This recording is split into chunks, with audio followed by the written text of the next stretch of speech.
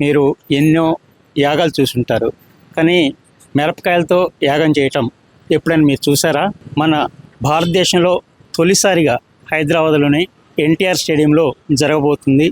ఆ విశేషాలేంటి, ఆ యాగం ఎందుకు చేస్తున్నారు ఏంటి అనేది ఇక్కడ ఖమ్మంలోని రాజరాజేశ్వరి అమ్మవారి దేవాలయంలోని పూజారి గారిని అడిగి తెలుసుకుందాం. ఈశ్వరానంద భారతీ స్వామి వారు 88వ జయంతి ఉత్సవాల సందర్భంగా ఈ కోటి ప్రత్యంగిర హోమాన్ని తలపెట్టారు. ఈ హోమ ప్రత్యేకత ఏమిటంటే అన్ని హోమాలు కూడా నెయ్యితో నిర్వహించబడతాయి. ఈ హోమ ప్రత్యేకత ఏమిటంటే ఎండు మిరపకాయలతో హోమం నిర్వహించబడుతున్నది. ఇది కూడా 25,000 కేజీల వెండి మిరపకాయలని సేకరించి అట్టి మిరపకాయలతో హోమం నిర్వహిస్తున్నారు.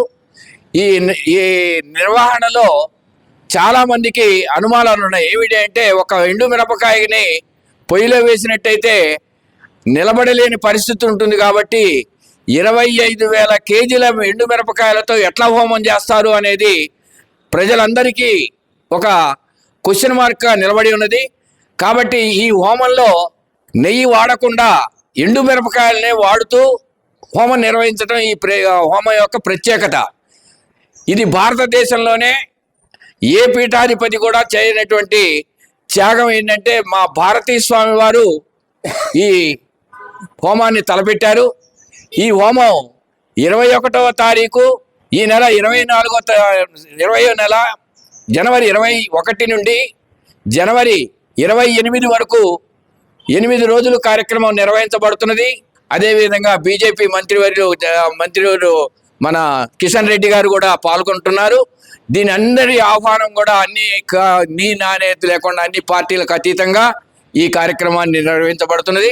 కావున భక్తులందరూ కూడా ఇటు కార్యక్రమంలో పాల్గొనవలసిందిగా కోరుతున్నాం. ముఖ్యంగా మేము కోరేది ఏంటంటే, ఈ దేవాలయం సుమారుగా మన ఖమ్మంలో 4 దేవాలయాలు ఈ పీఠం కంట్రోల్లో ఉన్నాయి. ఒకటి రాజరాజేశ్వరి అమ్మవారి దేవాలయం రోటరీ నగరు, 2 విజయ గణపతి ఆలయం గాంధీగంజి, 3 మన అభయ వెంకటేశ్వర స్వామి వారి దేవాలయం అభయ నగర్ ఖానాపురం హవేలి యూపీహెచ్ కాలనీ ఉన్నటువంటి దేవాలయం వెంకటేశ్వర స్వామి దేవాలయం, మరియు ఆఖరిగా కనకదుర్గా మాతా దేవాలయం ఎన్ఎస్పి రోడ్డు నరసింహస్వామి గుట్ట దగ్గర ఉన్నటువంటి దేవాలయం 4 కూడా ఈ పీఠం కంట్రోల్లో ఉన్నాయి. కాబట్టి స్వామివారి ఆదేశాల ప్రకారంగా ఎవరిని కూడా మేము రూపాయి అడగట్లేదు. దీనికి స్వామివారు కోరింది ఏమిటంటే, హోమానికి ఎండు మిరపకాయలు సేకరించవలసిందిగా వారు కోరి ఉన్నారు. కావున వారి శక్తి కొలది కేజీ నుంచి కూడా మనం కలెక్ట్ చేయడం జరుగుతున్నది.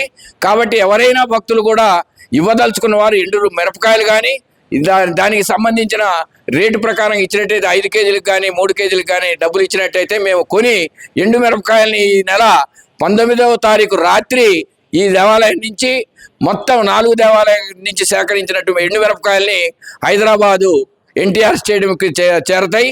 మా కార్యకర్తలు మరియు ఉన్న భక్తులు అందరం కూడా ఈ కార్యక్రమంలో పాల్గొంటున్నాం.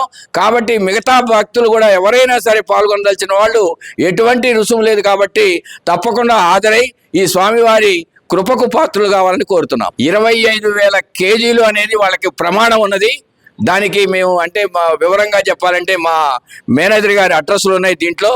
హైదరాబాద్ వారి విజయ్ కుమార్ గారిని మన మేనేజర్ గారు వచ్చిపోయారు. వారి ఆదేశాల ప్రకారంగా మేము చేస్తున్నాం.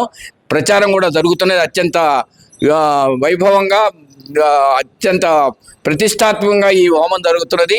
కాబట్టి ఇందులో ఇంకొక మాకు వచ్చిన వ్యవహారం ఏంటంటే, స్వామివారు మన అయోధ్యలో జరుగుతున్నటువంటి 22వ తారీఖు నాడు మన ప్రతిష్ఠ కార్యక్రమం జరుగుతున్నది. కాబట్టి భారతదేశంలోనే ప్రప్రథమంగా ఈ హోమాన్ని తలపెట్టి శాంతియుతంగా అంతా ఈ హోమాన్ని అక్కడ దిగ్విజయంగా జరగాలనే భావనతో ఈ హోమాన్ని చేసుకున్నట్టుగా మాకు సమాచారం ఉన్నది. కాబట్టి అందరూ భక్తులు ఈ కార్యక్రమంలో పాల్గొనవలసిందిగా కోరుతున్నాం.